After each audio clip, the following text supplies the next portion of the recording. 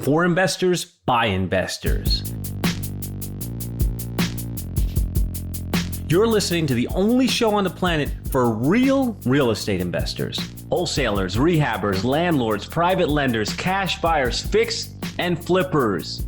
Welcome to the only show on the internet for real estate investors. This is where we show you how to get tons of leads, find more motivated sellers, close crazy amounts of deals, and not mess up your opening lines when you're reading them. You know, last time, Nate, I forgot to say real estate investors. That's like our call to action, isn't it? Or I don't know, our rally cry. It's only, look, if you're not a real estate investor, if you're not the real, you don't need to be here. Like, go to those other shows. This is for the real estate investors. So hopefully our audio engineer edits that out. But what is up, homie? What's going on, man? Happy to be back for another one here for these real estate investors. Real. There's actually a website called Real where they sell secondhand high-end luxury goods. Real. I wonder if they're going to sue us. I hope not. I hope not. But I've got a strategy for that. Just burn this company. That's it, man. So today is inspired by an Instagram post I saw you do. And we're such nerds that I think you and I just keep in touch by watching each other's stories on Instagram. I know what Nate's up to. Cool. We're cool. But yeah, set it up, Nate. What do you have for us today? Yeah, so everyone's out there talking about how to build a funnel and all this other stuff. And everyone's so focused on this, right? There's this whole saying in the space called one funnel away. And, you know, you may or may not have heard it, but a funnel is really kind of like a lead capture page. And, you know, someone opts in, gives you some information, generates you a lead, and you follow up with them. Well, the biggest challenge that's out there is you're not one funnel away. So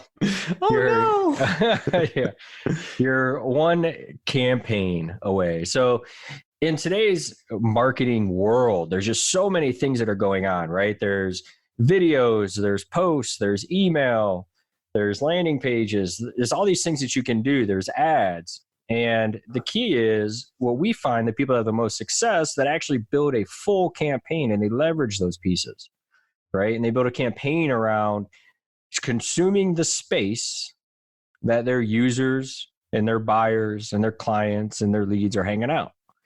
You consume that space once you get them into your world, and you want to build campaigns. Not think of the thing as like, all right, well, hey, this week I've got a property for sale. I'm going to send an email.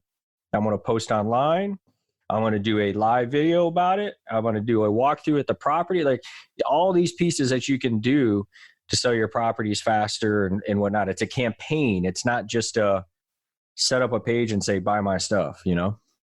You don't just set up a property flyer. Oh, come on. It's got to be the real. Come on. Give me the real. You can just send out a flyer. You can just send out a postcard and everything will be done. Can't you? Well, I think if they're not going to, what's going to happen, yeah, you can send out a postcard. What's not going to happen is they're going to, 99% of investors, real estate investors, or want to be real estate investors are going to go and send an email to a couple people, most likely spam, or they're going to post their property on a Craigslist thing. And it's going to say, it's going to be this simple flyer they generated from the online flyer service, right? But the real estate investor, he's going to be able to campaign. He's going to build a campaign because here's what that real estate investor knows by building a campaign. When you build a campaign, you're not only just selling that one deal. You're building your brand, you're building your presence, you're letting people know what you do and how you do it, and that you're the go-to in the marketplace. And then you're also acquiring additional buyers, inside of your system, that the next time you have a property for sale and your next deal you're getting ready to flip, you've already got people that are ready for it. So I like what you said there, that part. And I heard this from a friend we both know, Cheryl Ann Skolnicki, brand equity, right? And that's what you just described there is you're increasing your brand equity with every time you post. When you're thinking about the campaign mindset and the bigger picture, you're increasing your cachet, so to speak. And I will tell you something, I kind of hate the word funnels. Like I'm so fed up with funnels because, actually, let me turn that around. I want to be positive. I want to be like the DM. I love that Russell's done such a great job that everybody knows the word funnels now, right? Everybody knows the word funnels. But I'll tell you what happened the other day, which I was like, that's it. I'm going to try to remove this word from my lexicon. I was talking to one of my buddies. He's killing it. He's a real estate investor. He is a real estate agent. Last year, he did like 120 deals. And last month, he did like 7 flips. I don't know what this guy is doing over there. He's very experienced. And most of his work is cold calling. Like this guy just hammers the phone all day. And I told him one day, and I knew I could do this. I was like, dude, your referral game is shit. It's complete garbage. I know because he sold my house and I know what his follow-up is. And I'm like, listen, I can put another $100,000 in your pocket if you'll allow me. And all I'm going to do is referral marketing. I'm going to do a campaign for all the people that have already worked with you. And the guy turns around. And I'm going to make a stupid voice because this is what he sounded like to me. Man, I don't know about funnels. I'm like, when did I say funnels? Like your mind is in funnels and I'm talking about referrals. Like what the heck is going on? Oh, no. Yeah. Hey, I want to get you more business. No, I'm good. Yeah, I'm fine. I love hammering the phones. And then, a month later, he's like, I'm so miserable. I hate my life. I hate hammering the phones. And I'm like, sucks to be you. Imagine if you had a campaign. Right. Imagine if you actually believed in marketing. The only thing the guy believes in is hammering the phones. But it's funny to think about that. Why it can't, you think it could just be all of Russell's marketing that everybody thinks that what's going on online is funnels? Yeah, I don't know. And it's crazy because back in 2010, I bought funnelarchitects.com. In 2014 is when ClickFunnels came out, right? So funnels been around for a long time. He just mainstreamed it. Now you're making me want to change one of our company's Funnel Architects. I got to talk to my partner and be like, maybe we should change the name. You guys do a bang up job though. I do appreciate having a funnel architect. I'm like, Jonathan's not going to work with us anymore. You guys we change our name.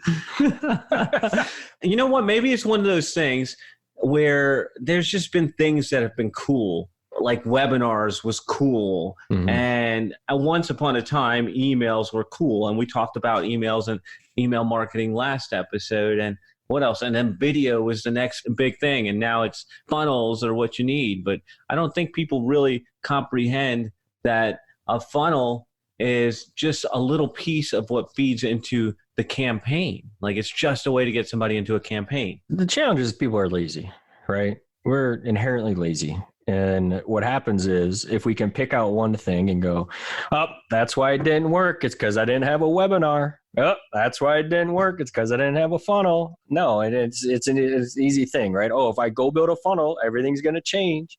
If I go create a webinar, life's going to change, but it's not, right? It's all about the campaign and all the pieces involved in it. And it's all about being consistent with it. And looking at a great way to start with the campaign is what's the outcome that you want somebody to have, right? What outcome do you want at the end of this campaign? And then you figure out how you can build all the pieces around it and put all these different content and all these different systems and put it in place. Now, it's not a ton of work by any, yeah, it can be work. What? Never mind, it's work. But the real estatepreneurs, real estate investors are doing it, right? Because they understand the value of brand equity. They understand the value of being the first person in their marketplace. They understand the value of a family sitting at the kitchen table when grandma just passed away and they don't know what to do with the property. And they're like, you know what? We need to call this person. I saw their video. I've been seeing their stuff online. I've been seeing their campaign, right? They've been touched multiple ways. So, that's the thing. That's what campaigns do for you as an investor. I think what you're saying, I'm not that bright. I like to use simple words. And to me, did I get too complicated for you? No. To me, I feel like, did I go to 6th grade? No. Here's what I hear you saying, and correct me if I am wrong.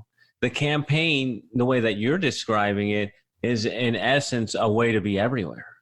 Once somebody comes into that funnel, they're put into a campaign. However they got in there, the funnel is where those people are at in their journey. And you're bringing them into a campaign that just highlights the pain, that highlights where they're at, and highlights the fact that you are the guy that understands that. Because isn't that more than anything what your clients say is like, I hear it all the time, bro. Like I hear from some of my friends that are like, God, your ads are everywhere. You're always everywhere. And I'm like, Nate. Nate did it. Yeah, and I think that's the biggest thing is you want to be everywhere, especially in a local marketplace. If you're working in a local marketplace, you want to be everywhere, and you can win that game without having to spend millions of dollars. Like you can win that game and be everywhere. But it looks like it though. It looks like you are. It looks like you're the $1 million dude. Yeah, it makes you look that way because they're like, oh my God, this guy's everywhere. But at the same time, you're leveraging a campaign in the process and the things that are at our fingertips right now to just be everywhere. You called it yesterday on, you were talking about when we were... Be unforgettable. Yeah, be unforgettable. I forgot to write that down when you said that because that is way cooler than being omnipresent. Don't do that. You're like hitting all my buttons today. Become unforgettable. That's the thing is you want to become unforgettable. So when somebody is ready, because not every motivated seller is ready to do a deal. Not every seller is motivated right then and there. But then if they are in your system and they're in your campaign and you become unforgettable, you're definitely going to get a shot at that deal. Doesn't mean you're going to earn it, get it, but you're going to get a shot at it when it is time. Get the proverbial foot in the door. And you know what's funny about that unforgettable thing? That you are the catalyst for that. And I bet you didn't know that. Because I've always hated that omnipresent thing. Old Scott, I'm like, I hate that word. But people use it all the time. And when I was doing my videos for the work that we're doing together, that was one of the ideas that finally came to my head and bubbled up to the top was the work that we're doing here makes you unforgettable. Here's how. So do I have your permission to use that? You go ahead, bros. All right. Came from our work together. It ain't mine. I didn't come up with unforgettable. Become unforgettable. Hashtag Jay Shetty. There you go. Oh yeah, you have to give me what is that? Creative Commons rights. Just make sure you put Dr. Junior. Dr. Junior. Junior Doctor. One of the two. I like it. Yeah. So that's the idea of a campaign. And people might be freaking out going, oh my goodness, what do I got to do now to create a campaign? Well, the thing is, you can really create a campaign with a couple different assets. I think one thing with a campaign is being able to repurpose. Yes. Right. So you can take one video, you can put it on Facebook, you can put it on Instagram, you can put it on YouTube. Like there's these places you can put it and where your consumers are hanging and your clients are hanging out at, and you can put it in those places and they're there, right? It's, as we talked about on a previous episode, we talked about leaving breadcrumbs, right? Yeah. You're putting these pieces out there and you're leaving breadcrumbs. Some of them you're going to throw the juice at it with some ads, and some of them you're not going to, but the breadcrumbs there when they start looking deeper, That's funny because that unforgettable video that I made for you or for us to do our work together, I turned it into a LinkedIn post. It did pretty well in LinkedIn. I wrote an article on LinkedIn and used a video.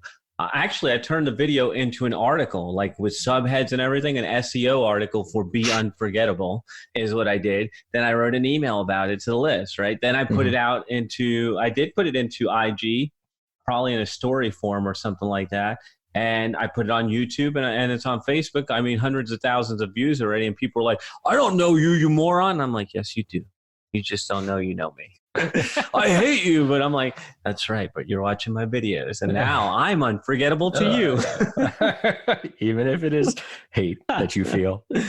Can't forget it, baby. Cannot forget it. I like the idea of the repurpose though. This is a perfect thing. Like people are so concerned with, what do I have to create? But in the process of working with you and coming up with those seed ideas and the language and all that, that turned into way more content for me. In fact, when I went to Utah for a month, I was just doing SEO articles based on our work together. That was the only work I would do. I'd go write an article. I'd do keyword research on something that would fit, and then I'd write an article about it. And so it's just, you don't really need that much content. What you need to do is just be creative of how you use it and deploy it in different spots. Exactly. And repurpose it because, you said it right there, taking a video, putting it into an article, using it as your stories, like all these places, you can just put it out, man. You just got to think about it and just do it. Everyone else thinks you don't have to sit here and go, I need to do a LinkedIn article. I need to do a YouTube video. I need to do an Instagram post. I need to write a blog article. I need to do, you don't have to do all of that if you just plan your content, right? Like one piece can be a lot of it. Yeah. And just think about where you're sharing it and who you're sharing it with. And then it leads back into the great part about working with you was that you had all that thought out, was like all the buckets of content we were going to make. And I'm like, I'd be stupid to just leave this only for ads. It's like it turned into so much more content. I was lazy for like 6 months after that. Of course, it was hard work in the beginning. Like, this guy needs another freaking video. And I haven't had to do a video in a while. So thank you for that. Speaking of, we got some cool split tests running for you right now. Anything we can share? Not today, because it doesn't revolve around campaigns. It revolves around making more money. Oh, wait, money. So I guess it does. But I hate money. So, no, I'm doing this for joy. So now we'll talk about it on another episode. But yeah. Cool. All right. So campaigns, funnels, anything else you want to say as we're wrapping up here? I do not. Nothing else other than do it. Just do it. Like, get out there and start doing it. Don't hesitate. If you listen to this and you don't have your own campaign going by the end of tonight, you're a puss. Yeah. Get after it, man. Get out there. If you want to own your market, these are the things you need to do. You want to be a real estatepreneur, a real estate investor. These are the things you got to do. I think that you actually gave a really great plan to do a campaign on your next property, on the property you're trying to promote right now. Very simply, write an email about it. We actually listened to the last episode. We talked about story-based emails. Write an email about it. Do a walkthrough on your IG live about it, post a picture of it on Facebook and write a story about it. Like, that's a campaign. You're hitting 3 different places from 3 different angles. And now people are like, okay, well, I saw this part of it here, that part of it there, this part of it here. All right, where do I sign up? Like, that is at least the first steps you can take. That's actionable. And I think we've given too much away, so we got to get the hell out of here. That's it. That's it for another Real Estatepreneurs. We're giving it away now. We'll be back in your earbuds next time.